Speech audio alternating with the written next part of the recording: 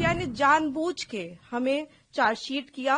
CBI ने pressure में आके हम पे इनके कहने पे चार्जशीट लगाई। हमारे पास इनका एक एक रिकॉर्ड है। एक बार हमारी बात प्लीज सुन ली जाए, क्योंकि हम भी बेटियां हैं, 8 साल से इधर उधर भटक रहे हैं। उनके साथ देने के लिए तो बहुत लोग हैं। हम अकेले ही कोर्ट जाते हैं। अगर वो हमें गाली देते हुए भी हमारे बगल से निकल जाती हैं तो उनके पास सिक्योरिटी है, हमारे पास मैडम सिक्योरिटी नहीं है। लेकिन प्लीज एक बार मेरे केस के जो सारे फैक्ट्स है वो तो लोगों के सामने आने दीजिए। हम बहुत ही मुश्किल से जुडिशरी के पास गए थे। हमारे अपील में हमने सारे फैक्ट्स फाइल किए हुए हैं। उन्होंने अपनी टाइमिंग 3 बार बदली है। पहले उन्होंने कहा दोपहर 2 बजे, फिर उन्होंने एक मीडिया स्टेटमेंट दिया, उन्होंने कहा नहीं 2 बजे नहीं हुआ, शाम को 6 बजे हुआ। ये उन्होंने ऐसे इसलिए किया क्योंकि ऑलरेडी एक फोटो है मेरे पिता की कि वो मम्मी के साथ एक इवेंट में मौजूद है 2 बजे। फिर फाइनली उन्होंने जब एफआईआर लॉन्च की उसमें समय बदल दिया, 8 से 8:30 कर दिया। रिकॉर्ड पे है कि जो मेरे फादर की लोकेशन है, वो जो अलेज कर रही है जो जगह, उससे 17 किलोमीटर दूर मेरे फादर की लोकेशन है। वो खुद उस वक्त फोन पे बात कर रही हैं जिस वक्त उन्होंने ये टाइमिंग अलेज की है। तो इतने सारे सबूत होने, एम्स की रिपोर्ट है जो बता रही है कि वो 18 साल के ऊपर है और वो खुद को माइनर 15 साल की बच्ची बताती हैं। मैं बस ये आपके माध्यम से कहना चाहती हूँ कि मैं समझ रही हूँ कि आपकी भावना एक तरफ जुड़ी हुई है, क्योंकि आपने ये सारे फैक्ट शायद कभी सुने नहीं है और ना किसी ने हमें नहीं अप्रोच किया कि आप अपना आपके फैक्ट्स क्या है। किसी ने उनसे कभी पूछा कि आप एक सबूत दिखा दीजिए कि आपकी तरफ कुलदीप सिंह सेंगर ने कभी आंख उठा के भी देखा। मैं कह रही हूँ अगर वो दिखा दे तो वो फांसी दे दे, लेकिन आप इस तरह का अनड्यू प्रेशर बना के, वो उन्होंने क्या किसी को पता है कि वो एक पॉलिटिकल पार्टी से एसोसिएटेड है। 2022 में उनकी मां ने विधानसभा का चुनाव लड़ा हुआ है उन्नाव से।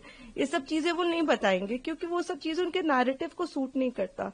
हम भी 2 बेटियां हैं, 8 साल से ड्यू प्रोसेस, मतलब हम कभी धरना देने नहीं बैठे, हम कुछ नहीं किया, हम ड्यू प्रोसेस पे विश्वास रखते और आज भी हमें पूरा विश्वास है कि अंत में, क्योंकि हमारा केस इतना स्ट्रांग है, अंत में हमारी जीत होगी।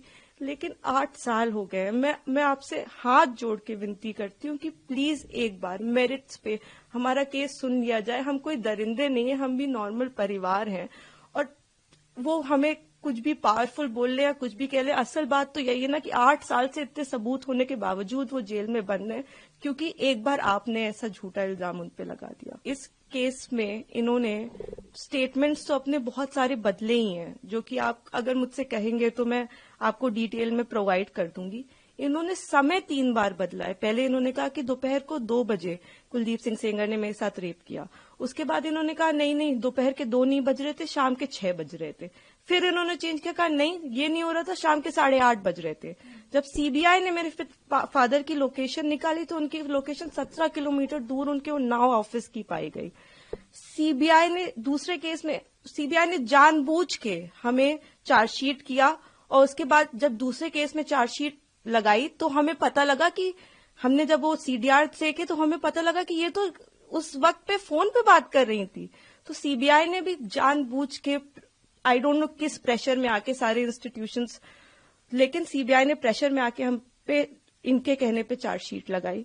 मैं देखिए किसी पे इल्जाम नहीं लगा रही, मैं बस ये कह रही हूँ कि अभी भी ये सारे तथ्य हमारी अपील में मौजूद है। हमारे पास इनका एक एक रिकॉर्ड है। एक बार हमारी बात प्लीज सुन ली जाए, क्योंकि हम भी बेटियां हैं, 8 साल से इधर उधर भटक रहे हैं। उनके साथ देने के लिए तो बहुत लोग हैं। हम अकेले ही कोर्ट जाते हैं। अगर वो हमें गाली देते हुए भी हमारे बगल से निकल जाती हैं तो उनके पास सिक्योरिटी है, हमारे पास मैडम सिक्योरिटी नहीं है। वो गाली भी देती है तो भी सब कहते हैं कि तुम्हें अपने पापा को निकालना है ना बेटा, तो सीधे देखती रहो, गाली खाती रहो, लेकिन तुम्हें जवाब नहीं देना है। हमने आज तक किसी को जवाब नहीं दिया, यही सोचते हुए, क्योंकि हम प्रोसेस में कि हम हर चीज सही ढंग से करेंगे। हम किसी ऐसे वैसे लोगों के पास नहीं